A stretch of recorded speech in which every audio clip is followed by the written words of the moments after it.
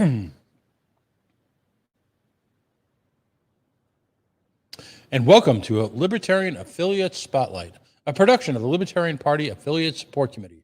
Valerie Sarwak acting as chair. And of course, Libertarian National Committee, Joe Bishop Henchman acting as chair. As always tonight, John Gabso joins us on the big board. He's the one who will bring you the graphics, the entertaining statistics, and the analysis.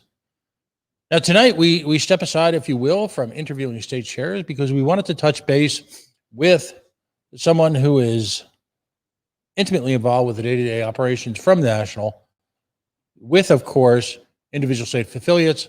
I'm talking about the newly minted, freshly appointed activism coordinator, Michelle MacCutcheon. Michelle, thanks for joining Libertarian Affiliate Spotlight. Pat, thank you for having me and giving me the chance to talk about all the exciting things that we are doing. Excellent. Now, so this is a new role for you. You had stepped into this when? Officially March 8th. March 8th. So you've been at it now for a couple months, but still pretty new. Give us a description of all that this job encompasses. Wow. The best way to describe this is inventing a whole national activism program. So it could contain many, many things. And one of the biggest challenges with this role is laying a good foundation so that we have something to build on and to grow, and it can be replicated exponentially. So trying to create a good rapport with our affiliate support, and Valerie's made it phenomenal. So we are working on a lot of things there. We are gathering information to make a complete activism repository for all our members. There's some other features it will have, but for now we are just putting printables, SOPs, things like that. And Valerie and I are going to kind of manage that together, as well as her committee. Creating national days of activism, right? We need people lobbying. We need libertarian voices at the table. What does that look like? And then if certain initiatives or certain states need our help on, for example, one that we've already done is bad legislation that's hit the floor and, hey, what can we do? There were about 70 bad bills on the floor in Tennessee that were very anti-LGBTQ. They would have not only been rights infringing, but been business killing for that area. So I assembled some volunteers and we called and we phoned, and these people were phenomenal. And most of them got tabled till 2022 or just died in committee. Mm-hmm. Why is activism so important to the functioning of a political party as well as to its future growth? It is a great way to tie people together for purpose, especially right now in our political environment. We hear lots of calls for unity, but we see very little of it from leaders outside of our circles. And so the LP can be a pretty loving family most of the time, but because we love each other and want to move forward doesn't make positive change. The LP's influence, it can be seen throughout history. We don't necessarily have to win office to win. You look at marriage equality, you look at marijuana decriminalization and legalization, you look at what Oregon did with all drugs. I mean, that's a health issue, right? We've got several states that are working on criminal justice reform, and they're all finding homes and leadership in the LP that are helping them work towards that. If we don't have those goals that we're working towards together, why are we here? There's an emotional attachment too, isn't there? People become invested in a political organization because it meets a lot of their internal goals, issues that are important to them. What have you seen already in terms of key issues? Well, for example, the war on drugs, criminal justice reform, two astonishingly complex issues, which have the potential to open the Libertarian Party to an entire new audience, don't they? Absolutely. The one we're going to focus on first, I feel, is the one one of the ones that won't maybe was seen by the current administration to have better chance with or more success with, was criminal justice reform, especially after all the call-outs after the killing of George Floyd. And however you feel about that, police reform is needed. So we are putting everyday people who are just bystanders, in harm's way. We are killing citizens for simple arrest. I mean, a $20 fake bill. I was a customer service manager at Walmart at one point in my career for a while. Nobody should ever die over, a fake bill. You just, it's fake, and you keep it. Like, you don't even usually call the cops, at least in my area. That's Ohio, though, versus, Minnesota. So who knows? There is not an outlet for people that are very concerned and want to see this change. And everywhere they are finding libertarians who are like, yes, I will help you. What can I do? So our first National Day of Activism is going to be on Juneteenth. With the bent, if you will, of civil rights reform in whatever form that is taking your area, whatever you are currently working on, whatever organizations that you want to amplify the reach of.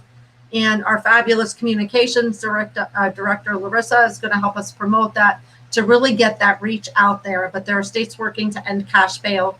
There are states working to end qualified immunity. There are states that just want to celebrate how far we've come. There are states that are doing a free movie showing of 13. So we can talk about, what the 13th Amendment did, in turning, slaves into prisoners, basically. And just all sorts of things that we can make this better. How do we increase people's choice at the polls, ranked choice voting? All these pieces make us more free.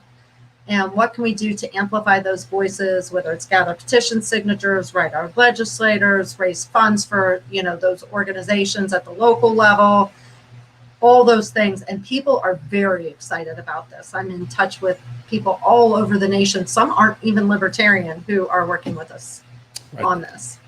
Well, and it accomplishes a couple of things as well. In Rhode Island, for example, there's legislation pending that would dramatically reform the use, if you will, of solitary confinement. Now, in today's modern prison lingo, they call it segregation or seg. But, if you've watched enough movies, you understand that it's solitary confinement. It's, the analogy of putting you in the hole, as they called it in some of the movies like Cool Hand Luke.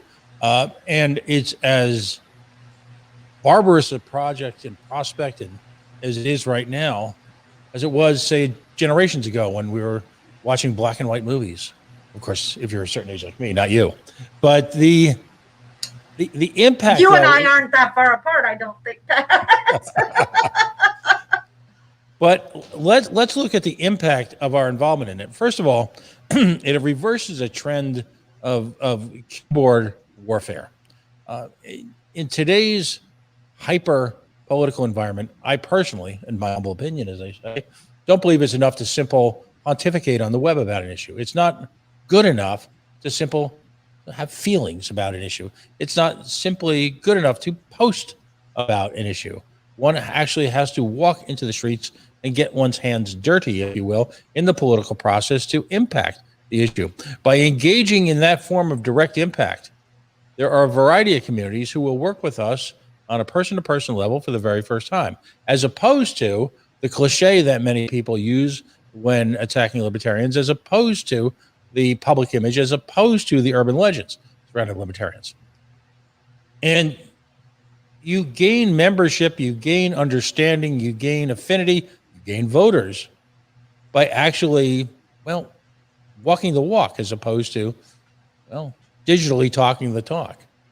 And again, in my opinion, that's what is so desperately needed. Because you also, go ahead, buddy, please. I could not agree more. There are several folks in our circles that have taken it upon themselves to work for nonprofit organizations who are doing some amazing work. We've got Brent DeRitter with his Liberty Group, also with him and Alice Lise on the Coalition for Disaster Relief. We've got the Vermin Supreme Institute that are doing projects all throughout the country. all these groups. And we need to step up as a party, as a front-facing org, and say, we need to help. We need to affect change for our neighbors, and we need to do it now. The time is to get away from our keyboards and off of our butts and get out there in the streets and talk to people and help them and meet them where they are. Nobody cares what you know until they know you care.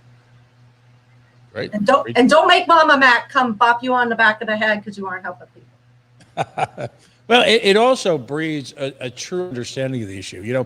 For many of us, a lot of these, for example, let's take criminal justice reform. For many of us, hopefully most of us, incarceration, the pipeline to prison, various, 3 strikes laws, segregated housing in prisons, mandatory minimums. Mandatory minimums. Thank you. The whole plea bargain. Right. Cash bail. I would argue that most of the people that I know in the libertarian movement have never had to make bail. Never mind understand what cash bail is. So when you work alongside of people who have been impacted and have lived the experience, that brings to you, first of all, empathy. It allows you to understand the issue from the perspective of the folks who have been, literally hit over the head with some of these issues. And it breeds a sense of legitimacy in us as well, because then we start talking from a learned perspective. And again, I'm not here doubting both the integrity or the intentions of any of the Libertarian Party, but it's time to dive in. And we have to dive in big. And we need to do this right away. So I can't say enough about that. The notion that we can act in isolation and wait until election time or a few months before election time to all of a sudden gin up the energy to go out there and that's already not happening on local candidates, if you will. We do a show on Friday nights where we interview candidates, and it's interesting because a lot of these folks have little or no contact with the national, the big picture. They're heavily focused on their community. When I mean their community, very often we're talking about their neighborhoods, and they should be examples to us all about what we can accomplish by working at the neighborhood level. If you look at most of our electoral victories this year, a lot of them are town councils, and that's about as hands-on a local office as you can get, because you literally are talking about everything from street lights to schools and everything in between. And while some of those issues can seem mundane at first, again, someone like Kara Schultz, for example, who you see, we often use an example as for the people in Burnsville, many of whom that's the very first libertarian they've ever interacted in. How important, too, is it to diffuse and destroy the notion that libertarians are not capable of governing, from your perspective? It's very easy to diffuse now that we have great people like Kara in the office, because you can literally point to several articles where she's discussing things. One just came out yesterday or today where she's talking about letting the citizen panel comb through all of their city code and rewrite it and get rid of old laws that should not still be on the books. So libertarians, when they get in office, do wonderful things. We can look at Cassandra Fryman in Plymouth, Ohio, who came aboard during the Gary Johnson campaign, and she decriminalized marijuana in her town, and she worked with the sheriffs and the police. Everybody was on board. Nobody arresting people for a plant puts the police in danger, puts innocent bystanders in danger, and then anybody who's purchasing it or somebody who's selling it. And it's a freaking plant. Like it's seriously, I am not a partaker, but I do enjoy a good glass of wine or some hard liquor.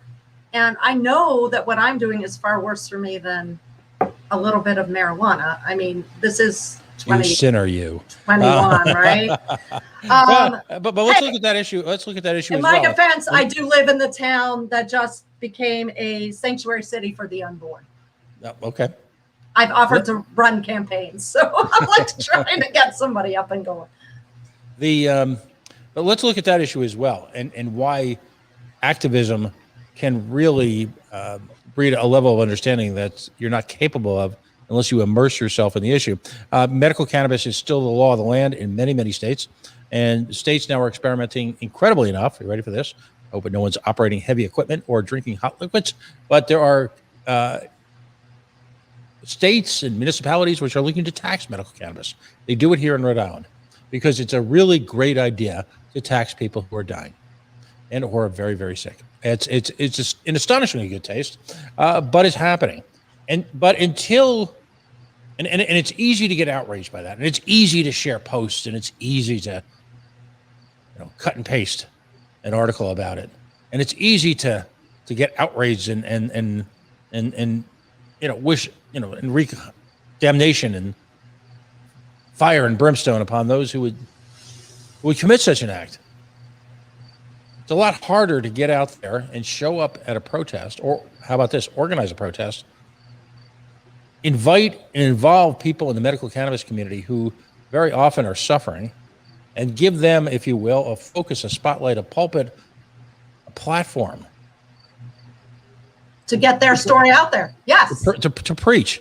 And at the same time, it's empowering for both sides to sit and listen to their daily travails. One thing I didn't know until I had been called on to testify and get involved with a couple of patient organizations was that one of the reasons why home grow is so very important for medical cannabis users is that literally they've defined down to the type of plant what works best for their individual situation. I never would have known that if I hadn't sat and listened. We all know that's hard for me, but sat and listened and spent time engaging in, ready for this, conversation with. What? Yeah, I know.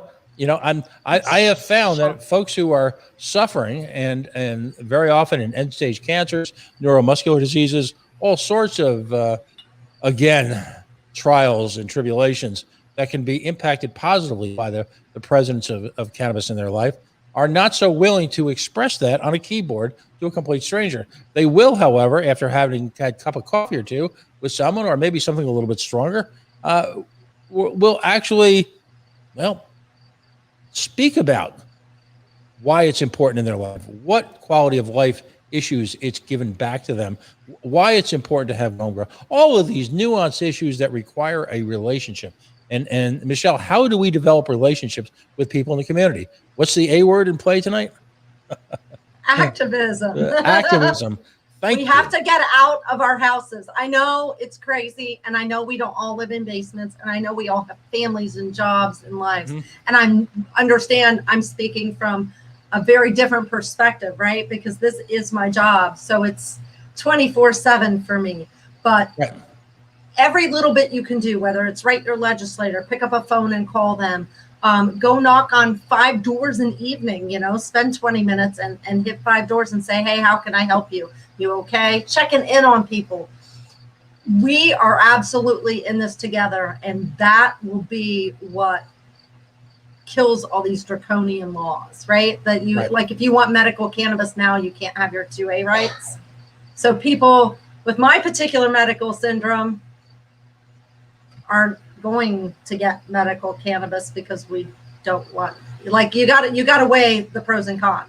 Right. So right now I can still get out of bed with an anti-inflammatory, and my liver is still functioning, though it may eventually get out because I've been using that same medicine for almost 13 years, or no, gosh, more than that. But I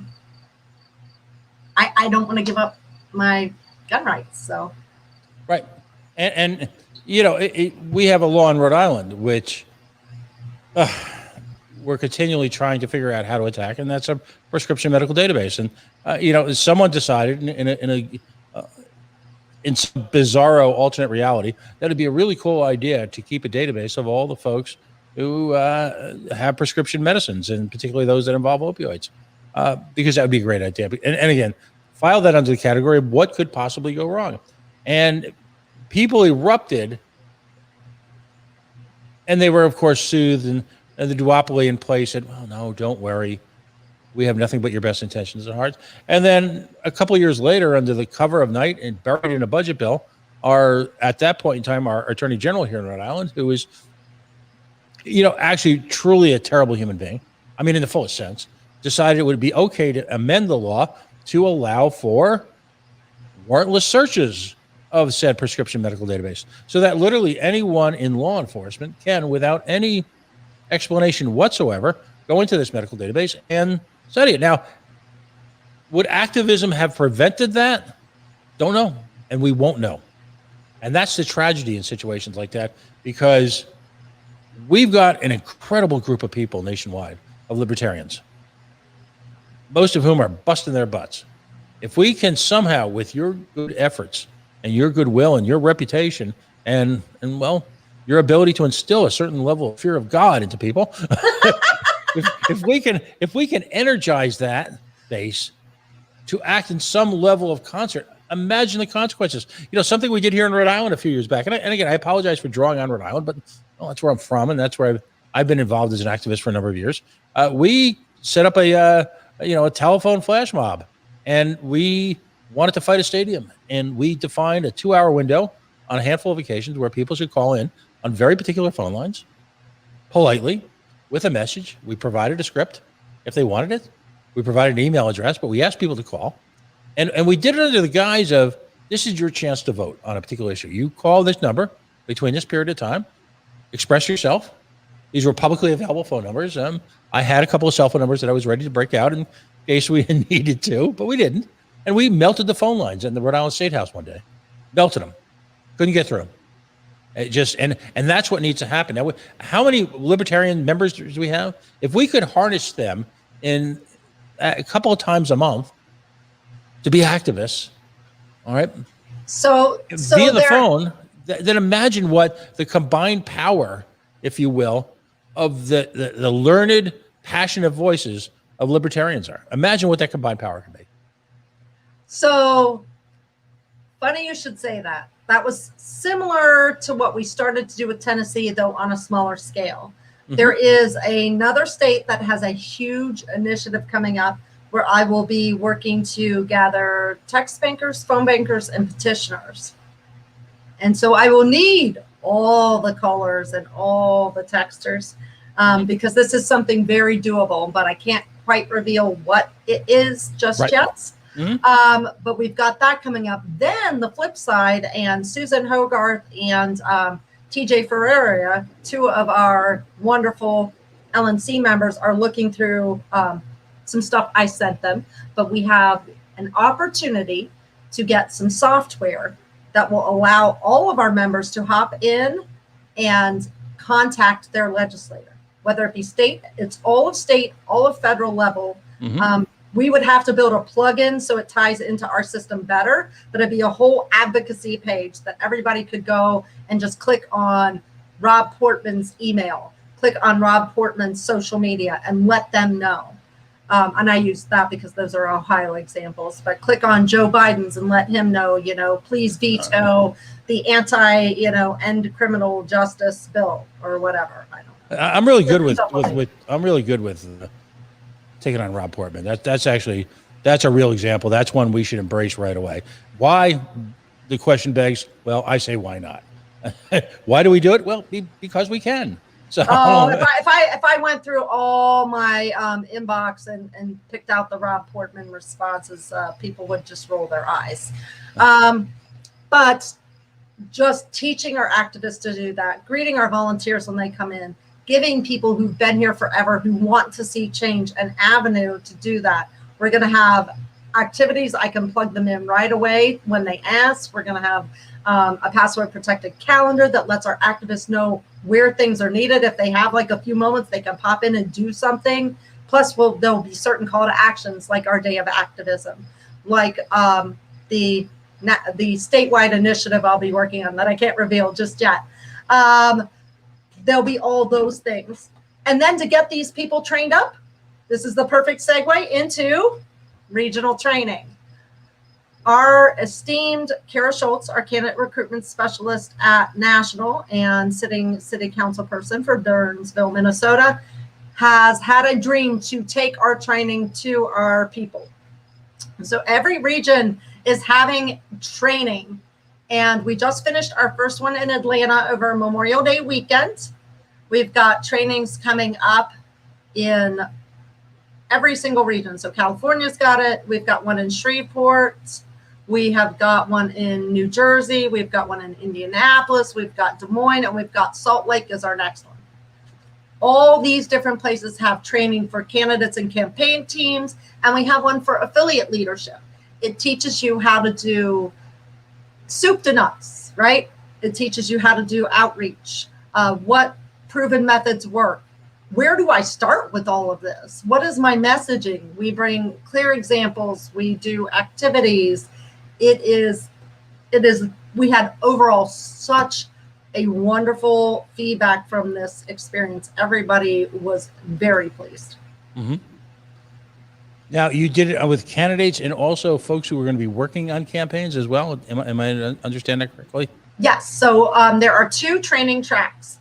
You can do candidate and campaign teams, or you can do affiliate leadership. Mm-hmm. What were some of the items in, for example, affiliate leadership? Campaign outreach was one of the ones I taught. Mm-hmm. What else did I do for affiliate leadership? Membership. Kevin, and I'm never going to say his name right, from Pennsylvania, their executive director, taught membership. That was fascinating. And different takes on volunteer recruitment and retention. There was one, for candidates and campaigns, and there was a volunteer track for affiliates, right? Mm-hmm. So there's different takes on that. There is different takes on messaging and how to build your campaign team. And so I did a class, Karen and I did a lesson for campaigns and candidates on campaign basics. So we start with, what's your team? What do those people do? All these things. And it just was incredible. But folks can go to that link that you guys were sharing earlier, and they can see sample training classes if they click on each region. Excellent. But it's Saturday and Sunday. Kara fundraised very heavily for it. So if you are currently a dues-paying national member or dues-paying state member, you can attend at no cost to you. Obviously, lodging and food and stuff would be different, but all the rooms are paid for.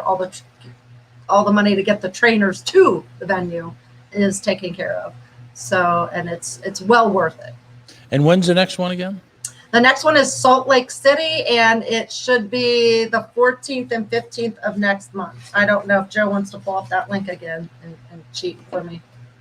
Now, and here's the critical point where folks really need now to be developing their campaign strategies, their fundraising, setting up their staff. We're into now the time frame that people should be operating under for the midterm elections, aren't we? Yes, absolutely. Folks should be launching for 2022. I would say if you're doing a gubernatorial run for 2024, you should probably already be on deck. I know many people don't have those in the same year as the presidential cycle. But yeah, if you click on that hyperlink in that, Joe, it will take us to a sample of the training classes and give you an idea of the trainers. Excellent. And we're talking some real superstars here. Yes. Apollo, Kara, Evan McMahon's been on this show now. He's the chair of Indiana. Folks who have proven track records of winning. And of course, Larissa, new to us in communications. Tara, of course, she's actively involved in the event in Colorado for the 50th anniversary. And of course, Tyler Harris, who's our executive director.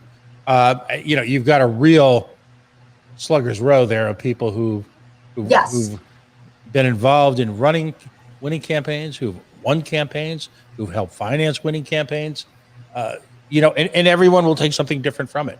And while there may be regional differences in how people do things, whether it be anything from the media on down to get out to vote and everything equally important in between, there are lessons to be learned from all of these folks. And, even for folks who may have been around for a while, it's always good to train up, right? Whether you're shooting or you're running for office. I've learned things from every other trainer's class that, if I wasn't teaching, I was sitting in one of the 2 rooms, And I learned something from each person that I was like, oh, I never would have thought of that. That's incredible. Right. So yeah, I've worked on a variety of campaigns at a variety of levels for several years now, and I learned all kinds of stuff. And I've been in affiliate growth for, oh my gosh, probably 20 years. Circle back around to start mine over again. But yeah. What's the cost of the individual participant? This much. Big fat goose egg. Bugats, as we say from where I'm from. No, it's nothing. It's a bubble. Get yourself there. Basically, you just have to get yourself there. And that's the beauty of this, because they're being held all around the country. So we understand. Be at all but the next one. Understood. And the networking opportunities during the off times look amazing. You're talking, not only are you sitting with people who are proven winners, but you're also then spending time with your peers. And in this case, they could be young candidates, they could be people who've run before. But again, the sharing the war stories, understanding that there's people all around the country who are, as libertarians, are aggressively running for office, who you can learn from, and also just have another voice to call. I've met people at national forums that I call sometimes much to their delight, on a weekly basis sometimes, because regardless of where you are, regardless of who you are, regardless of what you're looking to accomplish, we are a family. We have a shared philosophy. We have a shared belief system. We have a statement of principles. And that simply doesn't exist in the duopoly, does it? I mean, they operate largely at convenience. We're part of something bigger than that, aren't we? It's so hard to step away from the old parties. And folks that do so don't do so lightly. I don't believe you or I did. I know I certainly didn't.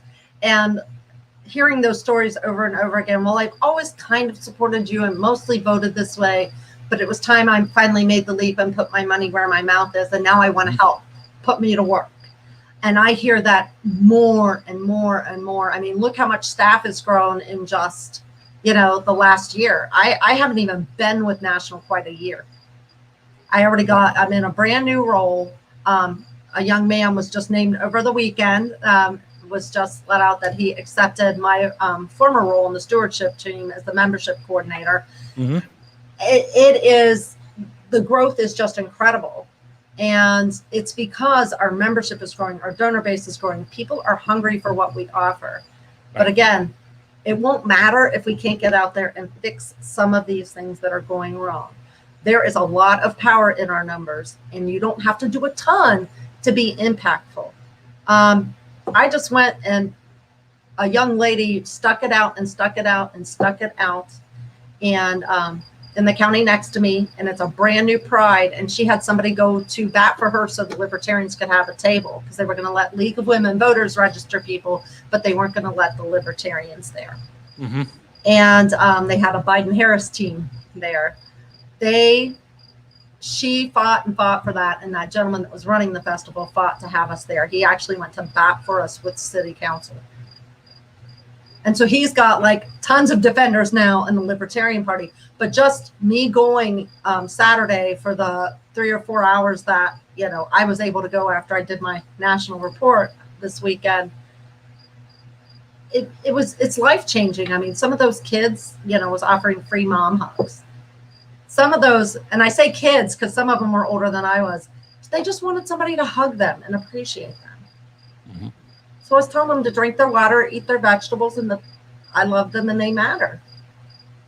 And it's hard not to tear up. Some of these people were like almost my dad's age, and their parents never, ever accepted them. Ashley, I love you too. And that's what I mean by not only can you have impact, not only can you be impactful, but you can be impacted. There's an element when you greet people for the first time, and particularly those who might be a little familiar with the movement, or those sometimes that you explain how we look upon personal liberty, self-ownership. It can be almost like a revival meeting. And when a group of us get together, listen, I was in Pennsylvania at the wonderful Pennsylvania annual convention, And there was an element of a revival meeting there. It was literally in a tent. I was going to say, y'all, you had so many people, y'all ended up outside under a tent. So it's very much like I'm in the Midwest. That looked very much like a revival. Right. It was a libertarian style revival meeting because drinks were served. Copious quantities of drinks were served. But what started out as a tumultuous day ended up being a day filled with a lot of camaraderie and a look to an astonishing future in the Commonwealth of Pennsylvania for the Libertarian Party. And that's only one I've been to lately. And now we have this crew of young people who are almost in Grateful Dead style, following conventions around the country, getting involved in the moment in activism at each one of the city stops, and just spreading the word. So again, it's empowering to do, but it's also what you receive in return as you realize that somehow we've been able to find that balance in many ways between the rights of the individual, yet doing it in community. And I don't know of any other movement that can attest to that. I just don't. The humblingness of meeting people and learning their stories is just, there really aren't words for it. There was one particular instance where a youngster had come up and said, "Can I have free dad hugs?" to Kevin Kahn, who was up from the next county down and is the Ohio Political Division Director. And that young person had not talked to or seen their dad in 3 years and asked if they could have a dad hug. Wow. You did think there was like a dry eye in her dad. Like it's amazing to me, the beauty that is out there in our world, and we can definitely affect that change. But again, we got to get out from behind our keyboards. Oh, right. I'm supposed to say that there will be an opportunity. First of all, people need to sign up for regional training. It's imperative. I want to meet you. Go sign up for regional training. I want you to learn lots of stuff. I want to be able to learn from you. They also, Valerie will be sending out to our state chairs an opportunity to get an affiliate in a box. If you know, we had a contest where many counties submitted what their affiliate startup kit was. There was a winner in Indiana. There will be a chance for scholarships for so many counties to get potential scholarships for counties to get this. So state chairs are going to get that information for people to apply for the affiliate in a box. So they should watch for that because that is coming out tomorrow. Excellent. Excellent. Now, there was one last thing you wanted to talk about. And that, of course, is the affiliate spotlight. We talked about regional training. So I think you wanted to talk a little bit about the affiliate spotlight. So the affiliate spotlight, Valerie took over this committee and has just taken it to the next level. She has done the affiliate in a box contest. I don't know about the other affiliates, but I know how active Valerie has gotten, and she's gotten the state chair. She's constantly talking to them. She's, working. She and I are working together to see how we can ramp up our activism repository and the events. So when Joe Hanush just posted that he loves his county, when he needs, 10 volunteers to run an outreach booth for Fair Week and everybody bailed on me, he knows he has somebody to come to, like, hey, let's see what we can do and let's get you some volunteers. And there's going to be outlets to tie all that in. There is a big push to get a county affiliate in every county in the U.S. Could we maybe hit half the counties in the U.S. by the end of the year? That would be phenomenal. But the more that we have that infrastructure built out, the more we're able to affect and not miss legislation where we can positively impact things and things going on locally. Then we can also support the candidates because we will have the ground troops and we will have the active people in place to then get those good runs, and the affiliate will be engaged in doing that. So it's like a full cycle support system. And I'm looking forward to get more and more involved with affiliate support so that as activism, I can push, help promote all the stuff that they are doing over there. And maybe, you know, in the process, restart my affiliate. There you go. That's it. It is sort of the circle of life. People come, they join us, they work with us, they perhaps move, they change their life's direction. Things happen. But the beauty of the structure that's being put in place right now is that they're built to last. They're built so that institutional knowledge is no longer lost over time. Oh my gosh, yes, that has been a consistent problem with us, right? If you have churn, we're losing all that knowledge. And that's why we're making all these repositories. Kara has made one for candidates and campaigns. And thanks to our wonderful IT guy, Andy Burns, our database guy, I have one now for affiliates, and Valerie and I are going to be dumping all the things that we can find in there. So if you have something that is a great SOP, a great printable, what have you, a postcard, please email them to michelle@lphq.org. I will take all the things. Excellent. And if you can't find that, you can go into the staff thing on lp.org and ask to contact a specific member of staff. Okay. Well, thank you so much for joining us. Let's. We always talk about this at the end of the show about shameless self-promotion. Just let's go through exactly where they can see you on the web, how they can reach out to you, what corner I should say of the Libertarian Party website has been sort of being built up to support your operations, if you will. Give us the 411 on how to reach Michelle MacCutcheon. So the best way to reach me is email or phone. My email is michelle@lphq.org, or they can call me at 207-370-1684. That's my work number. So 2 a.m. calls probably will not get answered, but I will call you back in the morning if you leave a voicemail. And I'm on Facebook. I have a Michelle MacCutcheon Libertarian page. They can find me there. My email and phone number are on there. I'm more recently on Twitter. I do plenty of professional connections on LinkedIn. I'm on one Discord, the Liberty Job. So if we ever have stuff, I can post it there. I think that's all the places I am.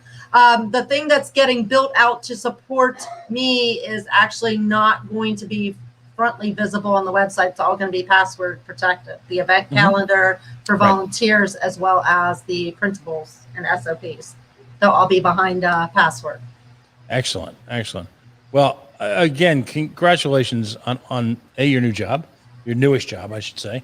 God bless you for all the work that you do, and not only just in the more obvious ways, but also as being part of a support system for libertarians, both old and young, and being one of those consistent voices who is not only that disembodied digital voice at the end of a chat room, but as someone who has consistently, over a long period of time, shown up.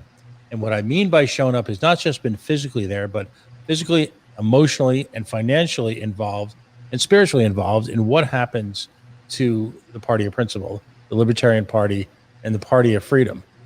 If we do see a return to a nation that is free in our lifetime, it will be in large part to people like you who, and the hashtag we use here in this building for both our own personal video efforts as well as the Libertarian Party efforts, is we like to take it personally.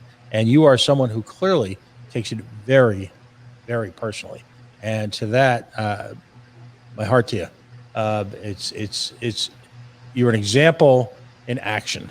Again, at a time when we need to migrate people from the keyboard back to the streets, you're right up there in front. So thank you so much for joining us. Thank you so much for having me, and I hope to make all of our lives a little more free for my presence. There you go. Well, folks, thank you again for joining us. By the way, we do have a show on Friday night, Candidate Corner. Joining us this Friday is a special guest, Will Hyman. He's going to be joining us. He is the newly elected city council person, I believe, for Clarksburg, West Virginia.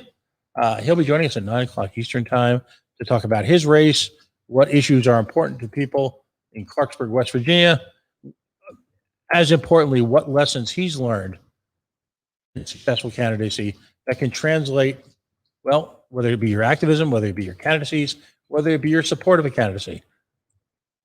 The very purpose of this channel, this network, these programs is shared experiences. That we can become closer as a party, that we can begin to understand and really act as a support structure for libertarians around the country, and just simply learn. My name is Pat Ford. I've been your host tonight. Thank you for joining a Libertarian Affiliate Spotlight. This is, as always, a production of the Libertarian Party Affiliate Support Committee. Valerie Sarwak acting as chair. And of course, the Libertarian National Committee, Joe Bishop Henchman acting as chair. A big thanks go out to John Gapso, for whom with this show could not exist. He's the guy putting up the fancy graphics, the maps, the candidates' home pictures, all the good stuff from social media and the web at large. We'll see you Friday night, 9 o'clock, here at the Libertarian National Party's Facebook page. Have a wonderful week.